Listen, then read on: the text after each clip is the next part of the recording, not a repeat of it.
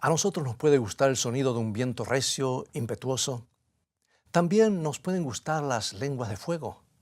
Y puede que nos guste también que muchos hablen en lenguas que nunca conocieron. También puede ser que nos guste la experiencia de ver hombres y mujeres, miles de ellos, llorando y confesando sus pecados. Todo es extremadamente emocionante. Pero el Pentecostés también tiene un sermón. Y tal vez el sermón no nos guste tanto. Ve por tu Biblia y en un momento más regresaré.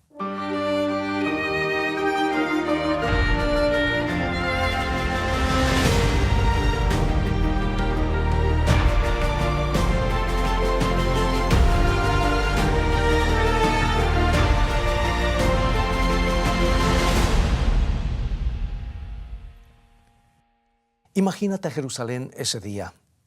Hay un toque de expectación maravillosa en el aire, un sentimiento de que algo grande va a suceder, algo que nunca había pasado antes.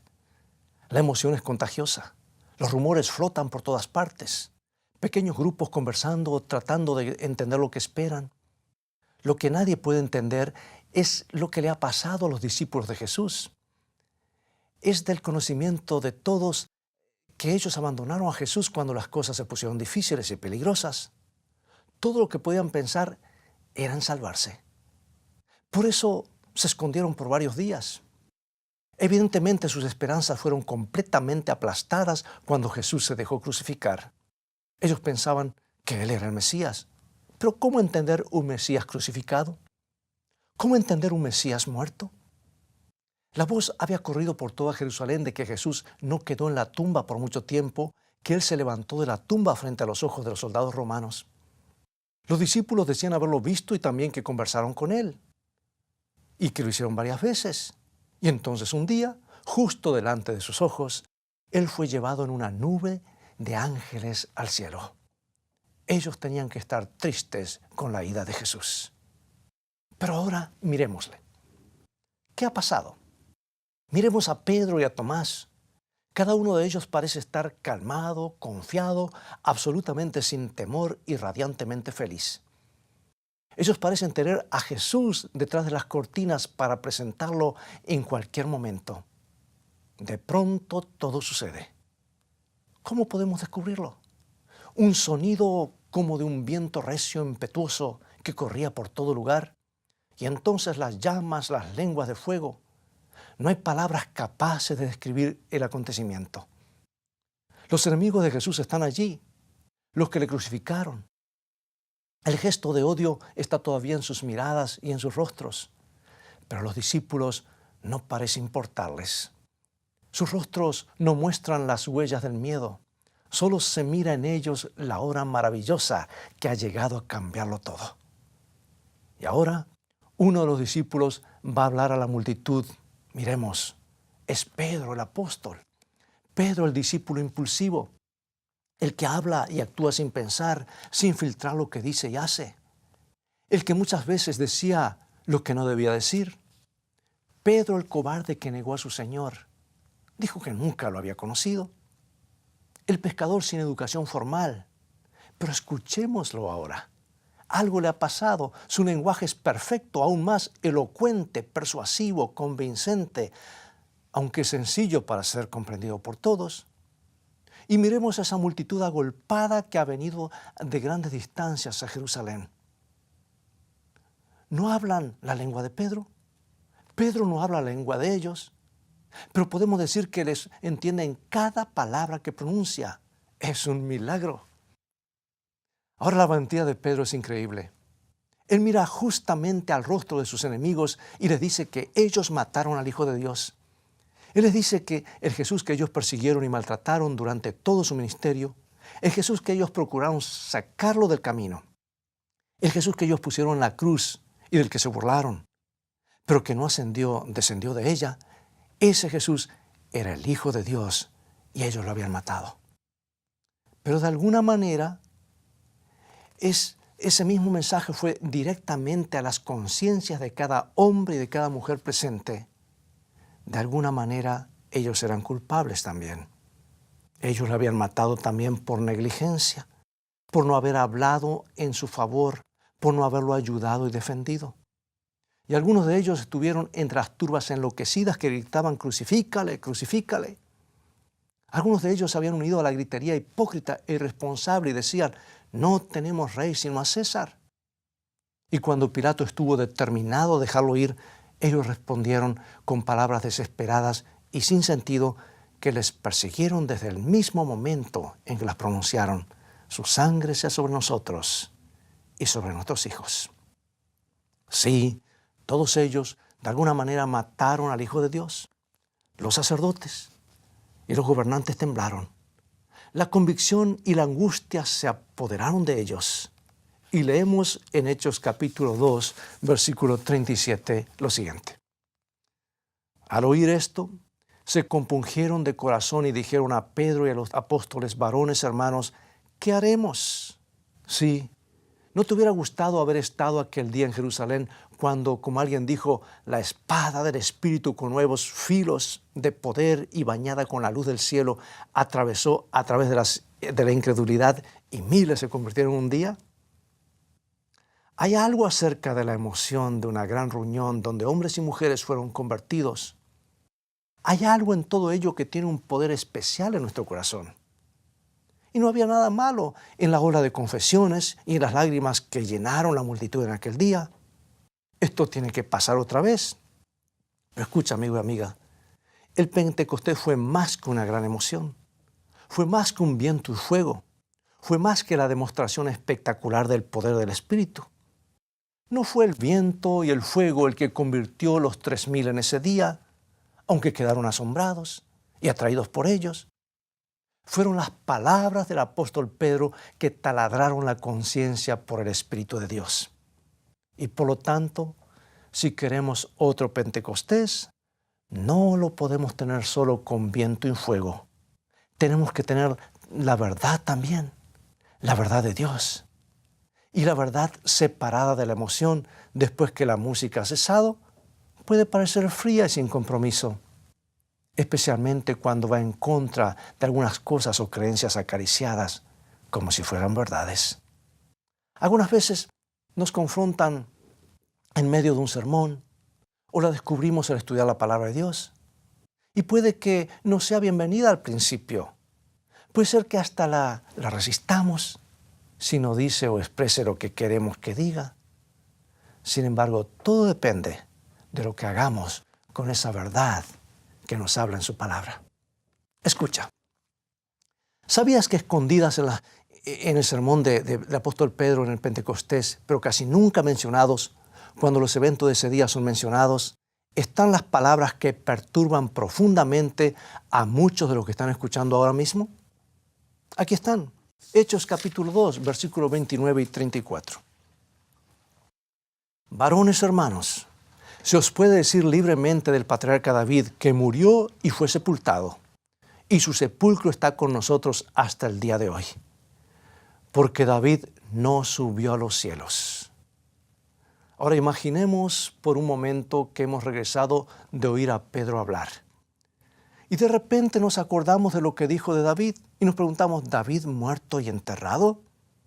¿David no ha ido al cielo todavía después de todos estos años? ¿David un hombre de acuerdo al corazón de Dios como Dios quiere que sean todos los hombres? ¿Querría el apóstol decir eso? ¿O fue que en un momento dijo lo que no quería decir? ¿Encontramos esas palabras perturbadoras? Pregunto, ¿chocan estas palabras con lo que siempre hemos creído o con lo que nos enseñaron? ¿Nos sentimos defraudados como que algo donde nos sentíamos cómodos nos fue quitado de pronto? Quizás estemos entre los miles y miles de cristianos que experimentan placer en la creencia de que sus amados, inmediatamente después de la muerte, han encontrado su lugar en el cielo y están felices eternamente con el Señor. Y parece tan claro y verdadero que tú realmente no quieres que sea de otra manera. Sin embargo, escucha bien, el enfoque el día del Pentecostés y de la Iglesia Apostólica es la resurrección. Fue el mensaje de la resurrección el que puso al paganismo al revés, lo dio vuelta. La resurrección ha establecido de una vez para siempre la identidad de Jesús de Nazaret. Ha probado lejos de toda duda que Él era quien dijo que era. el Hijo de Dios. Pero hay uno más. No solamente Jesús predicó y enseñó la resurrección y la prometió.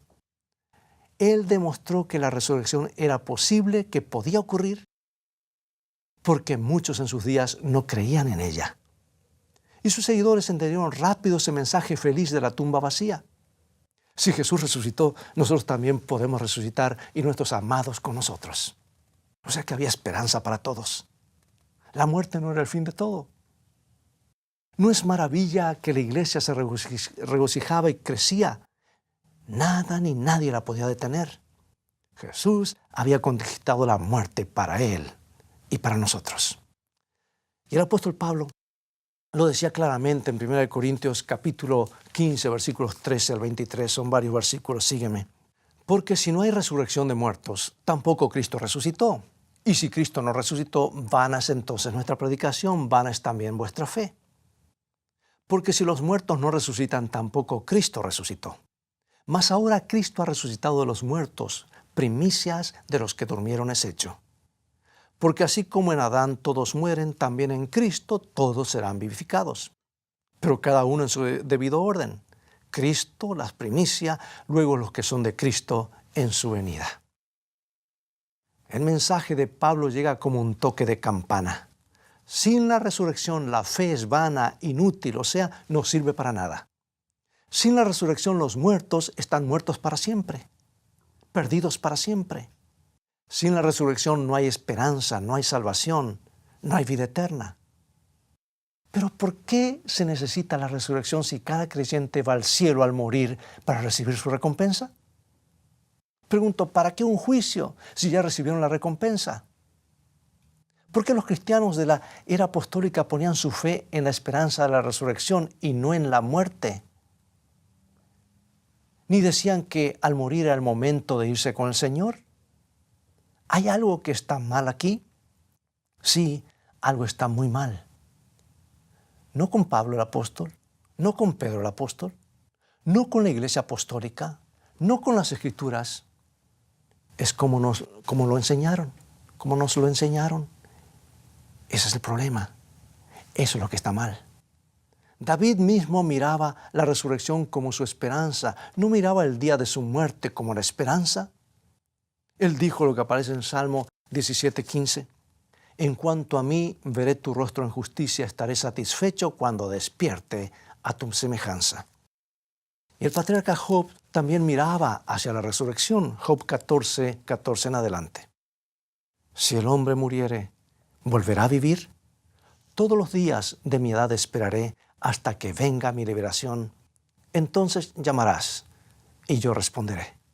Y dijo triunfalmente lo que aparece en el capítulo 19, versículos 25 y 26. Yo sé que mi Redentor vive. Y al fin se levantará sobre el polvo, y después de deshecha esta mi piel, en mi carne he de ver a Dios. No dice un alma separada del cuerpo, sino dice en su carne. ¿Cuándo? En los últimos días, cuando el Redentor retorne a la tierra. ¿No en el día de la muerte? El apóstol Pablo, escribiéndolo a Timoteo, dice en 2 Timoteo capítulo 4, versículos 7 y 8, he peleado la buena batalla, he acabado la carrera, he guardado la fe. Por lo demás, me está guardada la corona de justicia, la cual me dará el Señor, juez justo, en aquel día, y no solo a mí, sino también a todos los que aman su venida. Pregunto, ¿cuándo recibirá el apóstol su recompensa o corona?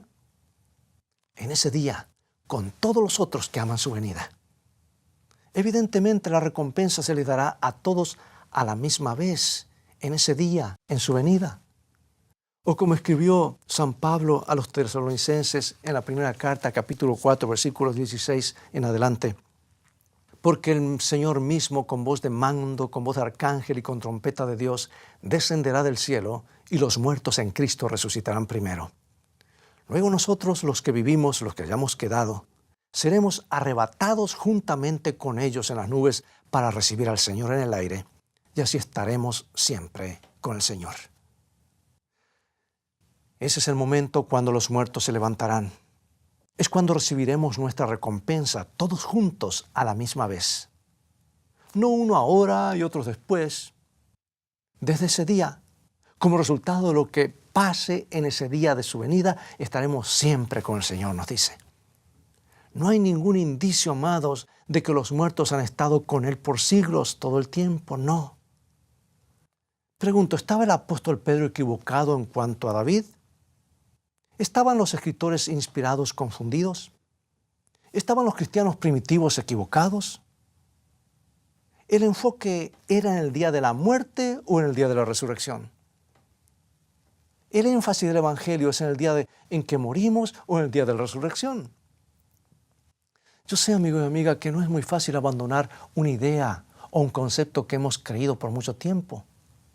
Hay cierta belleza, aparente consuelo y una medida de comodidad en el pensamiento de que nuestros amados muertos están felices en el cielo desde el día que murieron. Una persona, hablando antes de aprender la enseñanza de la Biblia sobre este tema, dijo, era tan agradable. Una persona moría y enseguida iba al cielo. Sí, parece agradable, parece sencillo, parece bien, hasta que lo piensas bien. Mira, si creemos que nuestros amados que creyeron en Cristo están felices en el cielo, también tendríamos que creer que nuestros amados que no creyeron o rechazaron a Jesús, que vivieron una vida de rebelión contra Él, están siendo quemados en las llamas del infierno. Y eso, sabes, no es tan agradable. Yo he hablado con mucha gente alrededor del mundo sobre este tema y en muchas ocasiones me han dado gracias por compartir la verdad bíblica sobre este asunto. Quisiera que hubieras visto cómo se sentían confortados después de años de lágrimas innecesarias y angustias al saber que sus amados no estaban siendo castigados año tras año en el fuego del infierno. Gracias a Dios, no hay tal enseñanza en la Biblia. Los muertos, buenos y malos, están quietamente durmiendo y esperando por la resurrección. Entonces vendrá la hora de la recompensa. ¿Nos damos cuenta de que el plan de Dios es mucho mejor? Yo sé, la verdad parece dura cuando la conocemos por primera vez, especialmente cuando nos toma por sorpresa y especialmente cuando la hemos podido analizar completamente. Quizás la podamos resistir. No, nos gustaría escoger lo que creemos. Quisiéramos tener el viento y el fuego del Pentecostés, pero mantenernos en nuestras viejas creencias, como un viejo zapato que nos hace sentir cómodos, porque está muy bien usado. Pero la verdad, cuando la entendemos bien, cuando le damos una oportunidad, se torna mucho mejor que las nociones acariciadas a las que no quisiéramos renunciar. El camino de la verdad es mejor, mucho mejor. No puede ser de otra manera. Dime, ¿no has observado una maravillosa puesta de sol? ¿O te has quedado en el asombro al contemplar el Gran Cañón del Colorado? ¿O estando una semana entera en el mar has dicho, si Juan estuviera aquí, o quizás María, o Jaime? Sabes, es natural compartir nuestro gozo con aquellos que amamos. Esa es la forma en que Dios nos hizo. Mientras más espectacular la vista, mientras más nos inspira y nos mueve la ocasión, más queremos compartirla con los que amamos más. Y mayor es el dolor cuando no podemos compartir con ellos porque la muerte nos los ha quitado. Y Dios sabe todo eso, y Él sabe cómo nos hizo y cómo sentimos. Escucha, amigo y amiga, el regreso del Señor Jesús al atravesar los cielos encendidos de gloria, acompañado de todos los ángeles del cielo, eso sí será lo más maravilloso, la más maravillosa vista que los seres humanos hayan alguna vez visto o verán alguna vez. Si hemos aceptado a Jesucristo como nuestro Salvador, si hemos aguardado con ansias su retorno, nuestro gozo jubiloso no conocerá límites. ¿Queremos experimentarlo solos? ¿No será nuestro gozo más completo si Juan y María y Jaime estuvieran con nosotros? Si pudiéramos hacer ese viaje por el espacio, pasando las innumerables constelaciones y galaxias, a través de las estrellas que pueblan los corredores de los cielos hacia la ciudad de Dios. ¿Querrá Dios que ese día maravilloso se convierta en un día un poquito echado a perder porque Juan no está allí, porque él se fue mucho tiempo antes, solo, muchos años antes? No, amigo y amiga, 1000 veces no. El Señor Jesús no planeó millones de viajes solitarios uno a la vez. Él planeó un viaje espectacular para todo su pueblo, juntos en su venida.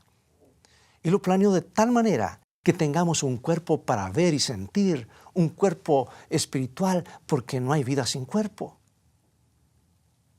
Él no planeó un alma inmaterial, incorpórea, flotando en una parte del espacio sin ojos, ni boca, ni cara.